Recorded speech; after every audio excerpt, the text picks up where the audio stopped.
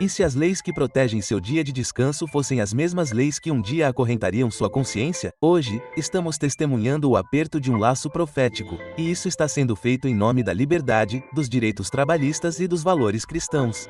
Não se trata do passado, trata-se do presente. De propostas legislativas a plataformas políticas e unidade religiosa, as contrações estão aumentando.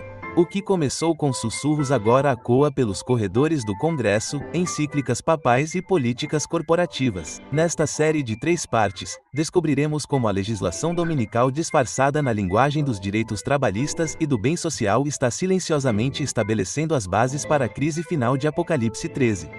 A primeira parte nos leva pelos primeiros tremores desse movimento, agendas políticas, leis trabalhistas crescentes e seus ecos perturbadores da história. Na segunda parte, nos aprofundamos, revelando projetos do Vaticano e alianças proféticas que estão remodelando nações.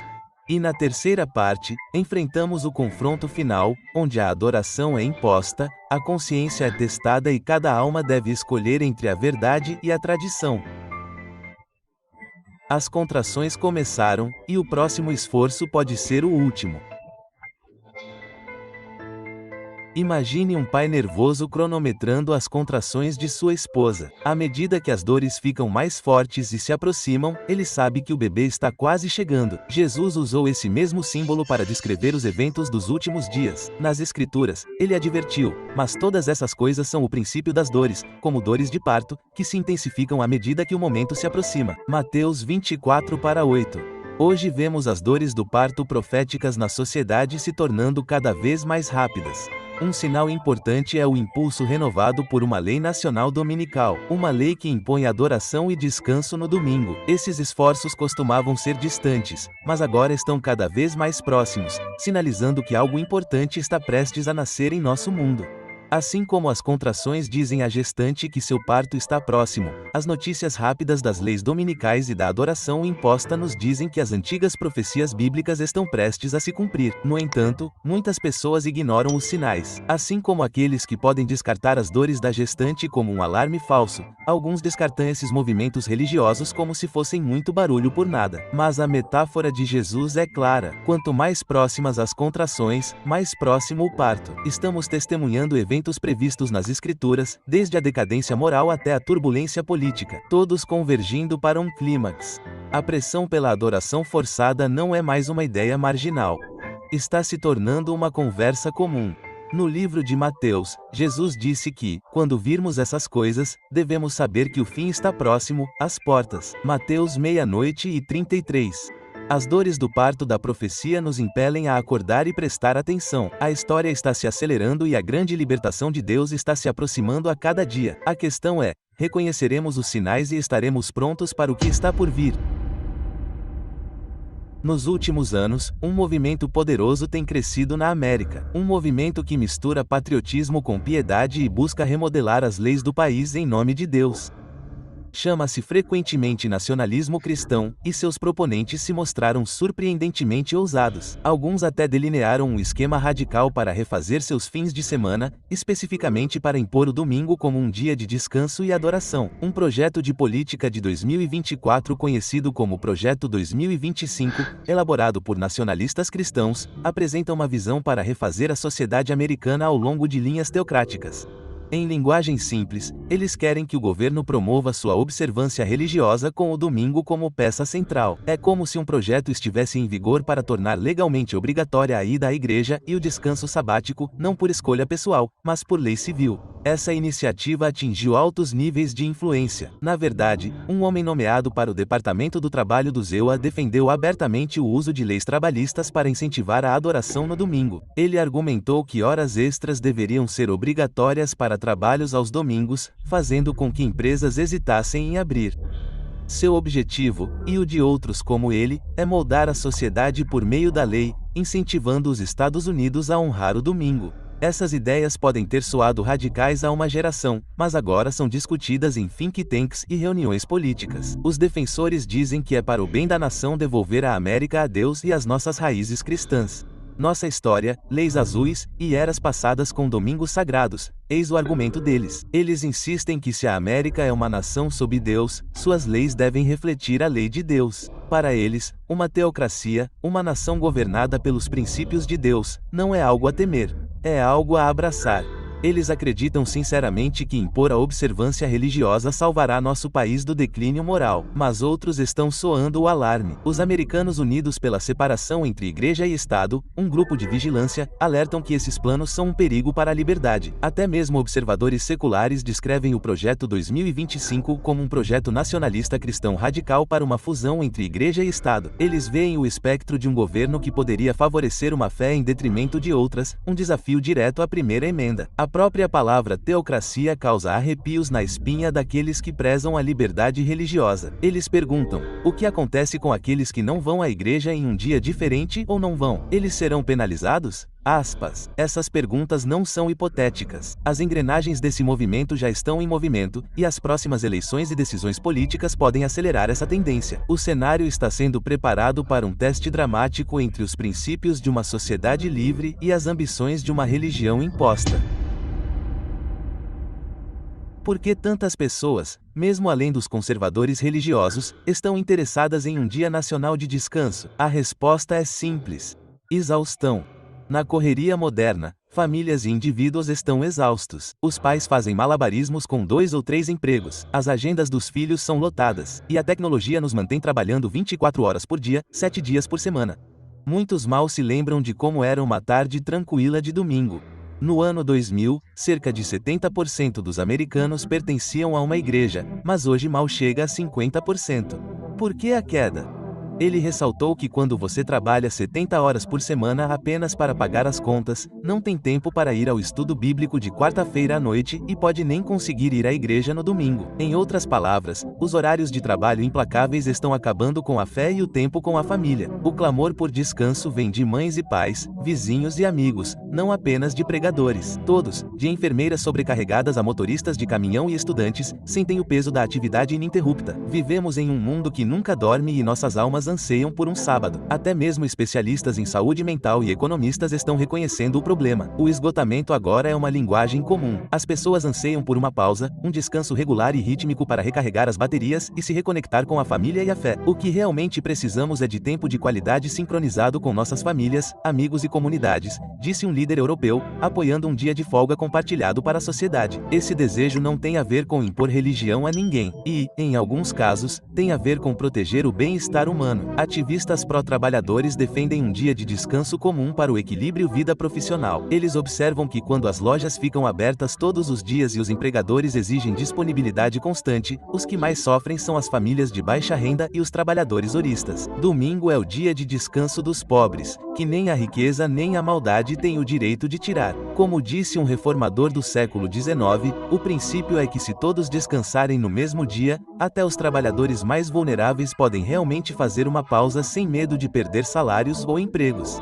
Por causa dessas preocupações, a ideia de um dia comum de descanso ganhou apoio surpreendente em todo o espectro político. Fiéis não são os únicos a pedir tempo família. Muitas pessoas seculares e não religiosas também estão dizendo que a vida seria mais saudável, segura e feliz se a sociedade desacelerasse um dia por semana. É um clamor tão antigo quanto a criação, uma necessidade inerente ao nosso ser. Jesus disse: o sábado foi feito por causa do homem. Marcos 2:27 da manhã. O que significa que Deus pretendia que todos se beneficiassem de um descanso semanal. Trabalho e preocupação constantes. Perdemos nossa humanidade. Famílias se desintegram, comunidades se fragmentam e a vida espiritual murcha. Um dia de folga compartilhado pode ser uma bênção para todos. E assim, uma ampla coalizão de cansados e estressados está clamando por alívio, perguntando: não podemos todos descansar juntos pelo menos um dia? É um apelo que toca o coração e que alguns líderes estão ansiosos para responder, cada um por suas próprias razões. Em todo o mundo, está crescendo o ímpeto por um domingo sem trabalho, e não apenas por razões pessoais ou familiares, mas pela sociedade e até pelo planeta. Na Europa, essa ideia se tornou um movimento. A Aliança Europeia do Domingo, uma rede de sindicatos, grupos civis e igrejas, faz campanha por leis que manteriam o domingo como um dia comum de descanso. Um apoiador, membro do Parlamento Europeu, declarou: "Estou feliz em apoiar a Aliança Europeia do Domingo em nossa luta por essa conquista crucial." O Dia Europeu por um Domingo sem Trabalho nos lembra da necessidade de fazer pausas coletivas e nos unir. Em todos os países europeus, houve fechamentos sincronizados de lojas aos domingos, proibições de trabalho aos domingos e eventos especiais para incentivar o tempo em família. Essas não são apenas iniciativas da Igreja. Governos seculares impuseram restrições comerciais aos domingos, argumentando que isso promove a coesão social. Mesmo na França e na Alemanha, em grande parte seculares, as leis protegem o descanso dominical, e os infratores, como uma empresa que abre no domingo quando não deveria, podem enfrentar multas. A ideia é simples. Quando todos descansam no mesmo dia, as comunidades prosperam. As pessoas podem se encontrar, relaxar e adorar se quiserem, sem o barulho incessante do comércio ao fundo. Esse grito de guerra por um dia de descanso ecoou muito além da Europa. Na verdade, alguns países surpreendentemente não cristãos aderiram. Na Malásia, predominantemente muçulmana, legisladores e líderes religiosos discutiram os benefícios de um dia de pausa comum. E, curiosamente, muitos gravitaram em direção ao domingo. Na Índia, durante o auge da crise recente, certas regiões implementaram o bloqueio dominical para que as pessoas no ambiente pudessem respirar. Até mesmo Taiwan, com sua mistura de tradições budistas e folclóricas, viu campanhas para reduzir o trabalho dominical, mostrando que a fome por descanso não conhece fronteiras religiosas. Nação do Pacífico Sul, Samoa, líderes buscam banir totalmente o comércio aos domingos, resgatando antigos costumes de um domingo sagrado. É como se um entendimento instintivo estivesse surgindo em todo o mundo. Todos nós precisamos de um sábado. Diferentes culturas podem escolher dias diferentes, mas o princípio de um dia semanal de descanso é quase universal. E cada vez mais, o domingo está se tornando esse ponto focal. Uma nova e urgente dimensão para esse movimento global de descanso é o ângulo ambiental. Enquanto nosso planeta sofre com as mudanças climáticas, incêndios intensos, tempestades e um mundo em aquecimento, alguns estão propondo um sábado da Terra. Eles argumentam que se a humanidade pausasse sua indústria um dia por semana, a redução nas emissões e no consumo poderia ajudar a curar a Terra. Em 2024, um grupo conhecido como Movimento do Sabá da Terra pediu aos líderes mundiais que considerassem um dia semanal de descanso. Descanso especificamente para combater as mudanças climáticas. Na verdade, a ideia foi levada à prestigiada cúpula das nações do G7. Organizações de defesa pediram ao Papa e aos chefes de Estado que usassem sua influência para estabelecer um descanso dominical global pelo bem do planeta. A proposta é simples. Um dia em cada 7, todos, fábricas, trânsito, empresas, fazem uma pausa, dando um respiro à Terra. O conceito ganhou força o suficiente para que o Papa Francisco, que falou sobre cuidar da criação, fosse convidado a discursar no G7 sobre esse assunto. Um boletim ambiental descreveu da seguinte forma: líderes mundiais estão considerando seriamente um dia semanal de descanso para combater as mudanças climáticas. Parece quase idealista demais, mas grupos de defesa estão pressionando bastante. Eles argumentam que um fechamento semanal coordenado poderia reduzir significativamente as emissões de carbono e lembrar à humanidade que somos zeladores da natureza, não apenas consumidores. A convergência é notável. Reformadores sociais, defensores da família, líderes religiosos e ambientalistas, todos companheiros estranhos, encontram um denominador comum no apelo por um dia de descanso semanal. Para alguns, trata-se de adoração e honra a Deus. Para outros, trata-se de bem-estar e proteção aos trabalhadores ou famílias. E para um número crescente, trata-se de salvar a Terra. Essa coalizão cada vez maior dá ao movimento dominical um ímpeto sem precedentes. Ele não parece mais uma ideia puramente sectária ou nostálgica, mas uma solução voltada para o futuro para múltiplas crises. Devolva-nos o domingo, as pessoas estão dizendo, cada uma com seu próprio raciocínio. E os poderes do mundo estão ouvindo. Políticas estão sendo discutidas e, em alguns lugares, promulgadas que favorecem um ritmo de descanso. Superficialmente, parece maravilhoso. Quem não gostaria de um dia de folga? Mas, por baixo da superfície, para aqueles que conhecem a profecia bíblica, há uma preocupação crescente. Um dia destinado à bênção pode se tornar uma ferramenta de coerção. Um ideal unificador pode se tornar um meio de divisão. Com o mundo a descansar, cabe perguntar: o que acontece a quem descansa no outro dia? A resposta a essa pergunta nos leva a uma jornada séria pela história. A ideia de impor a observância do domingo não é nova. Para encontrar um exemplo dramático, não precisamos imaginar ou especular. Podemos simplesmente olhar para trás, cerca de 140 anos. No final da década de 1880, os Estados Unidos da América chegaram assustadoramente perto de aprovar uma lei nacional dominical. Sim, na terra dos livres, uma lei que forçaria todos a descansar no domingo e efetivamente proibiria o trabalho ou o comércio naquele dia quase se tornou realidade. A situação era tensa. Muitos americanos estavam inquietos com as mudanças sociais, o aumento da criminalidade, o abuso desenfreado de álcool, o aumento da imigração e a diversidade religiosa. Eles ansiavam por um retorno aos bons e velhos tempos, quando, segundo eles, o país era mais virtuoso. Eles queriam que a América voltasse a ser o que costumava ser. Em outras palavras, queriam tornar a América grande novamente. Um historiador brinca sobre aquela época. E para um grande movimento de cristãos, a solução foi legislar sobre a moralidade, começando com um dia nacional de descanso e adoração. No Congresso de 1888, o senador Henry Blair, New Hampshire, apresentou o projeto de descanso dominical. O objetivo era garantir que nenhum trabalho pudesse ser feito aos domingos em todo o país sob pena de lei. Líderes religiosos, especialmente pastores e organizações protestantes, apoiaram o senador Blair. Eles argumentaram que os Estados Unidos, como nação cristã, deveriam honrar o Dia do Senhor por lei. Petições com dezenas de milhares de assinaturas inundaram Washington em apoio ao projeto de lei. Foi um momento em que o estimado princípio americano de separação entre igrejas e estados ficou em jogo. Os Estados Unidos declarariam oficialmente o domingo como o sábado da terra? Quase o fizeram. O projeto de lei foi para uma audiência de uma comissão do Senado, e foi lá que um homem corajoso chamado Alonzo T. Jones entrou em cena. Jones era um ministro de uma pequena denominação, os Adventistas do Sétimo Dia, que eram praticamente os únicos a se opor à lei dominical. Ele viajou para Washington e se apresentou diante de alguns dos homens mais poderosos do país para defender a liberdade de consciência. Com raciocínio afiado e percepção profética, Jones argumentou que a religião verdadeira não pode ser imposta por lei e que o projeto de lei proposto atropelava os direitos de minorias como seus companheiros adventistas que observavam o sábado como o dia de descanso. Sua defesa eloquente ecoou a primeira emenda. O Congresso não fará nenhuma lei que estabeleça uma religião ou proíba seu livre exercício.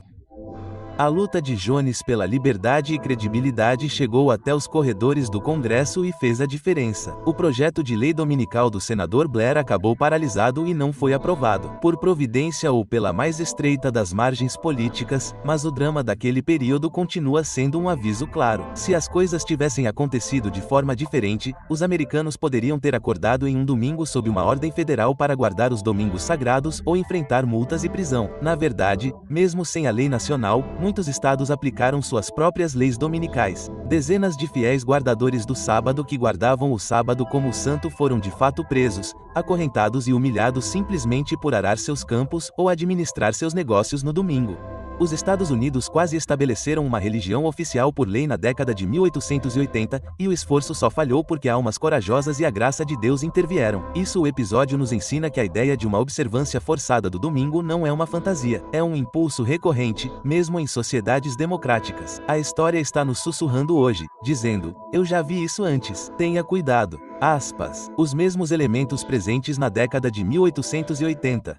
Agitação social, pânico moral, coalizões religiosas fervorosas estão surgindo novamente. A lição desse quase acidente é clara. Sempre que a Igreja e o Estado confundem suas linhas, a liberdade está em perigo. E como veremos, os próprios movimentos ativos na década de 1880 deixaram um projeto que os defensores do domingo de hoje estão seguindo avidamente. Durante aquele período turbulento no final do século XIX, uma organização influente liderou a iniciativa de legalmente tornar a América uma nação cristã. Era chamada de Associação Nacional de Reforma, NRA. Nenhuma relação com a atual NRA sobre armas de fogo, mas um grupo anterior com a missão de inserir Deus e os princípios cristãos na Constituição do ZEUA. Fundada em 1864 durante a Guerra Civil, a Associação Nacional de Reforma sentiu que os problemas da nação se deviam ao fato de não reconhecer Jesus Cristo na Constituição. Eles propuseram uma emenda que declararia o cristianismo como a lei suprema do país. Clérigos proeminentes e até congressistas se juntaram às suas fileiras. O objetivo da NRA era, em suas palavras, introduzir uma emenda cristã à Constituição que reconheceria a supremacia de Jesus Cristo sobre a nação.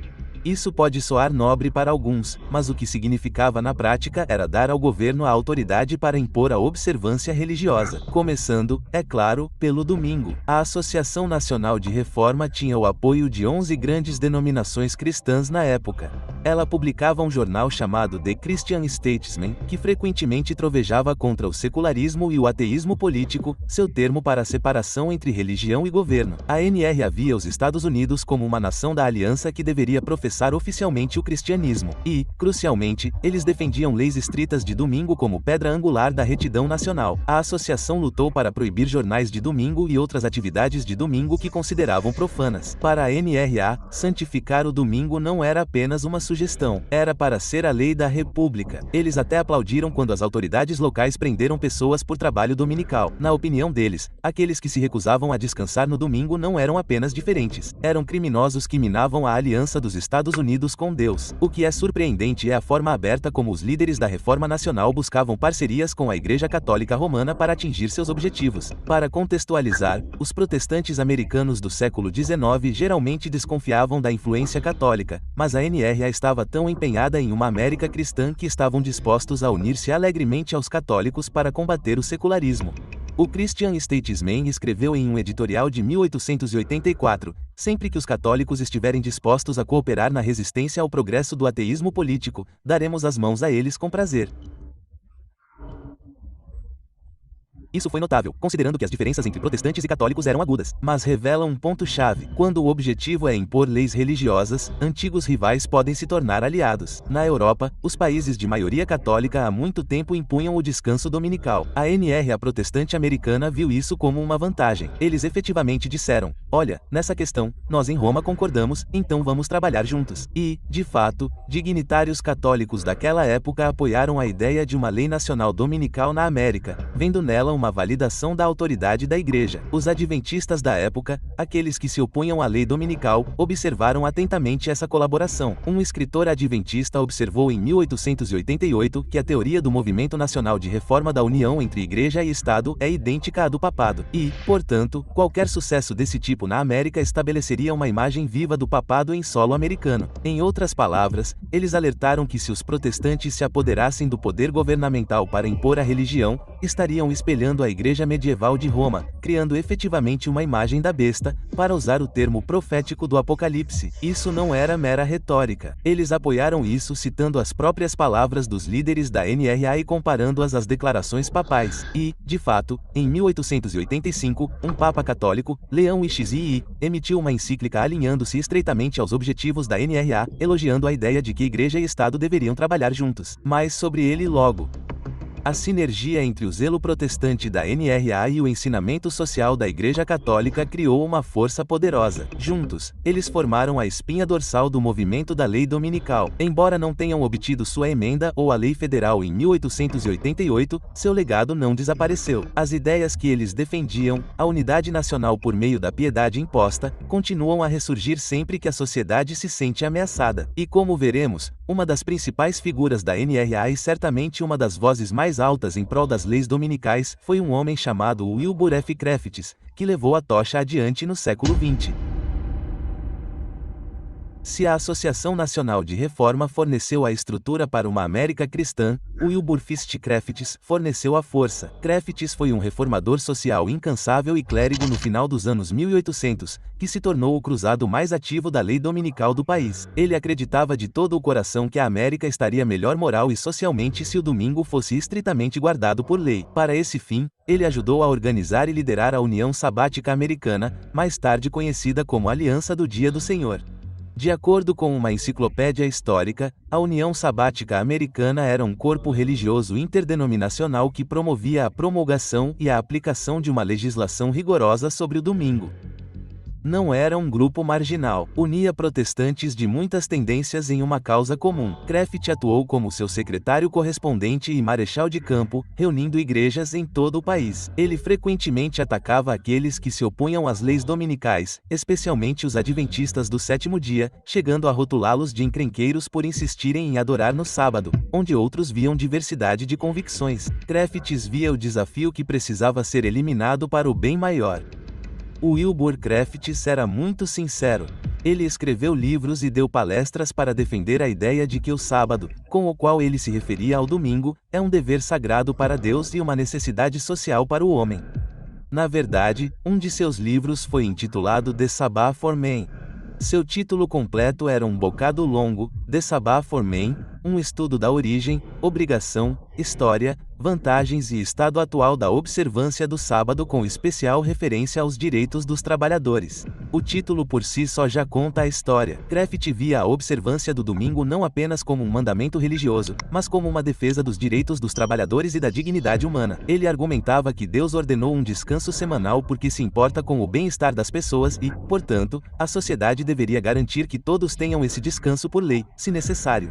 Para Crefft, o domingo era para o culto e para os trabalhadores. Ele pregava que uma pausa no trabalho era essencial para evitar a exploração dos trabalhadores por empregadores gananciosos. Em uma época de fábricas de exploração brutais e semanas de trabalho de 6 ou 7 dias, essa mensagem ressoou em muitos. Até mesmo os sindicatos, que muitas vezes eram seculares, encontraram um raro ponto de concordância com Crefft. O trabalhador merecia um dia de folga. A conexão entre o sábado e o trabalhador é clara. Crefft escreveu: roubar o descanso de um homem era desumano. Armado com versículos bíblicos e estatísticas sobre trabalhadores sobrecarregados, Wilbur Crefft foi ao Congresso e às legislaturas estaduais fazendo lobby por leis de fechamento aos domingos. Por meio dos esforços dele e de seus colegas, leis foram aprovadas em vários estados que proibiam o trabalho e o comércio aos domingos, com poucas exceções. Nos livros, essas leis eram frequentemente chamadas de leis azuis. De acordo com algumas dessas leis, até mesmo atividades de lazer como beisebol ou caça eram ilegais aos domingos. Muitos americanos comuns sentiram o impacto. Alguns com alegria, pois isso significava tempo garantido com a família. Outros com amargura, especialmente as minorias cujo dia de culto não era domingo. Crefft estava ciente da resistência, principalmente de adventistas e judeus que observavam o sábado. Mas em vez de abrandar, ele redobrou a aposta. Em debates públicos, ele insistiu que a sociedade civil tinha o direito de reservar um dia para sua própria preservação e história, assim como as escrituras, em sua opinião, indicavam que esse dia deveria ser o domingo. Ele não hesitou em afirmar que aqueles que guardassem um dia diferente também poderiam descansar se quisessem, mas também deveriam observar o domingo por respeito à lei e ao bem comum. Isso colocou Crefft em conflito direto com o porta-voz adventista como Jones. Jones costumava citar as próprias declarações de Crefft para expor o que ele via como falácias na lógica da lei dominical. Por exemplo, quando Crefft justificou as leis dominicais com base na autopreservação da nação, Jones retrucou que a religião verdadeira não precisa de força civil para se preservar. Ela prospera pelo poder da convicção, não da compulsão. Apesar de tal oposição, Crefft conseguiu criar uma formidável aliança de igrejas. Sua União Sabática Americana realizou conferências nacionais dominicais e promoveu legislação em todos os níveis. As dores de parto do movimento dominical em sua época eram intensas, uma luta de contração e expansão entre liberdade e legislação. E se ouvirmos com atenção, podemos ouvir esses mesmos argumentos ecoando hoje. A obra de Crefft, décadas de 1880 a 90, fundamenta os defensores modernos do domingo. A ideia de que estamos praticamente de volta aonde estávamos há 140 anos neste debate não é rebuscada. Boas intenções o impulsionam. Preocupe-se com o culto, preocupe-se com os trabalhadores. Mas, como veremos a seguir, boas intenções podem levar perigos ocultos. Até mesmo a contemporânea de Crefft, Ellen G. White, uma autora cristã que viveu aquela agitação da lei dominical, alertou que muitos que promovem tais movimentos não veem para onde a corrente oculta está tendendo. Ele estava nos corredores do poder, não com um exército, mas com a verdade, implorando pela consciência de uma nação. Um Jones pode ter vencido a batalha naquele dia, mas a guerra estava longe de terminar. Mesmo enquanto os ecos do testemunho histórico se esvaíam, uma voz mais alta se preparava. Não do Congresso, mas do próprio Vaticano. No próximo episódio, seguiremos essa voz dos tronos papais às plataformas presidenciais, das encíclicas do século XIX às políticas do século XXI. O que você está prestes a ver não é apenas a ressurreição de leis antigas, é a formação de algo sobre o qual a Bíblia nos alertou há muito tempo, a imagem da besta. E está acontecendo agora mesmo.